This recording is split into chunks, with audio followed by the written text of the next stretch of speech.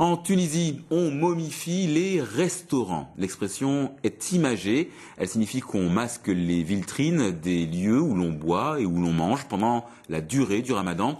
Pratique censée respecter le jeûne rituel, mais plutôt mal perçue par la frange la plus religieuse de la population. Reportage signé Yaya Hassam avec le commentaire de Mathieu Vendredi.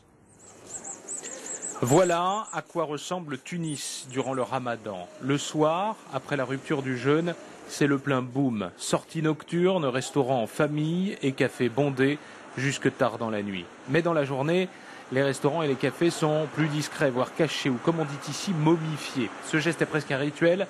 Il annonce tous les ans l'arrivée du ramadan. Papier journal, papier blanc, rideau, tous les moyens sont bons pour se couvrir et se protéger des regards extérieurs. C'est un pays touristique. Les cafés sont ouverts. Il y a des gens malades qui ont besoin d'un lieu pour manger et qui ne peuvent pas rentrer chez eux. Mais la plupart des gens jeûnent ici. On est dans un pays musulman.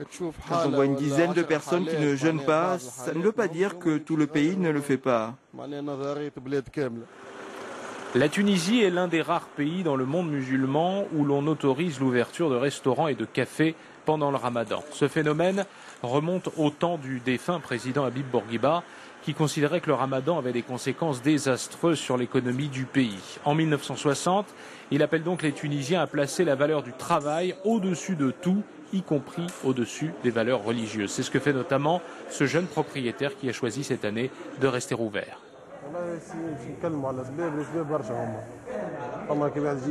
Et si on parle des raisons, il y en a plusieurs, comme les charges financières.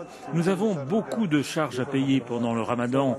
Et si on ferme, on ne pourrait pas payer le loyer, les salariés et nourrir nos familles. Il faut faire face à tout ça. Mais la plupart des Tunisiens ne voient pas cela d'un bon œil. Ils accusent notamment les propriétaires de ces établissements de se soucier uniquement des profits. Aujourd'hui, on pense d'abord profit, rentabilité, gagner de l'argent, indépendamment de l'aspect moral et religieux du ramadan.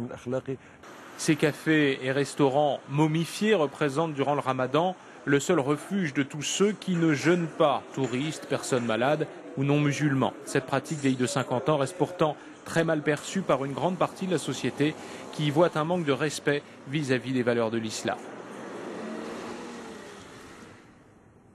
Et pour finir, Israël se prépare à un événement rock. Paul McCartney est arrivé à Tel Aviv. La star doit y donner un concert demain. Alors pour certains, c'est une forme de revanche sur le passé.